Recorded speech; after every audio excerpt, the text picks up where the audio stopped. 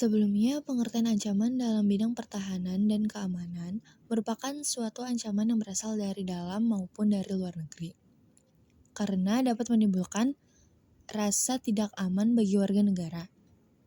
Ancaman inilah yang berpotensi mengoyah persatuan dan kesatuan bangsa. Nah, apa saja sih jenis-jenis ancaman?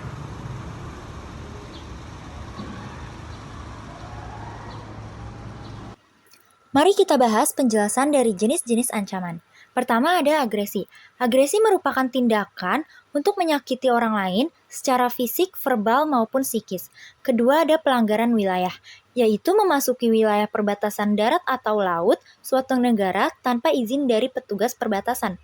Ketiga ada spionase, yaitu tindakan mengintai untuk mengumpulkan informasi yang dianggap rahasia tanpa mendapat izin sah dari pemilik informasi tersebut. Keempat, ada sabotase, yaitu tindakan perusak yang dilakukan secara terencana, disengaja, dan tersembunyi. Kelima, ada pemberontakan bersenjata, yaitu perlawanan terhadap otoritas sebuah negara. Keenam, ada aksi teror, yaitu aktivitas yang melibatkan kekerasan atau ancaman kekerasan dan dalam tahap tertentu menggunakan senjata mematikan kepada target sasaran untuk menyampaikan pesan tertentu. Terakhir ada perang saudara. Perang saudara sendiri merupakan sebuah konflik kekerasan yang terjadi antara negara yang satu atau lebih. Dalam Undang-Undang Negara Republik Indonesia tahun 1945 telah mengatur strategi pertahanan dan keamanan bangsa Indonesia dalam mengatasi ancaman militer. Dalam pasal 30 ayat 1 sampai ayat 5 UUD Negara Republik Indonesia tahun 1945 menyatakan sebagai berikut.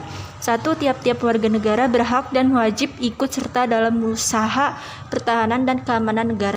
2. Usaha pertahanan keamanan negara dilaksanakan melalui sistem pertahanan dan keamanan rakyat semesta oleh Tentara Nasional Indonesia dan Kepolisian Negara Republik Indonesia sebagai kekuatan utama dan rakyat sebagai kekuatan pendukung.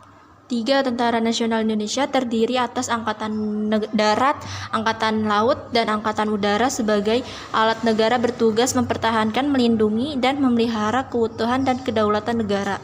Kepolisian Negara Republik Indonesia sebagai alat negara yang menjaga keamanan dan ketertiban masyarakat bertugas melindungi, mengayomi, melayani masyarakat, serta menegakkan hukum.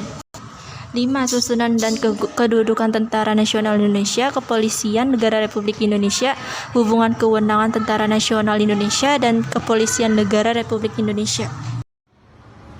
Upaya kita sebagai pelajar untuk menghadapi ancaman pertahanan dan keamanan negara yaitu sebagai berikut. Sebagai pelajar, upaya kita mengatasi ancaman pertahanan dan keamanan negara yaitu yang pertama, menggunakan sistem SIS-HANKAM rata atau sistem pertahanan dan keamanan rakyat semesta. Yang kedua, mengikuti dan mempelajari pendidikan kewarganegaraan. Yang ketiga, menaati semua tata tertib sekolah. Yang keempat, rajin belajar dan selalu hikmat saat mengikuti upacara.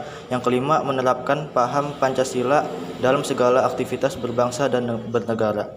Yang keenam, menjadi generasi muda yang cinta terhadap negara.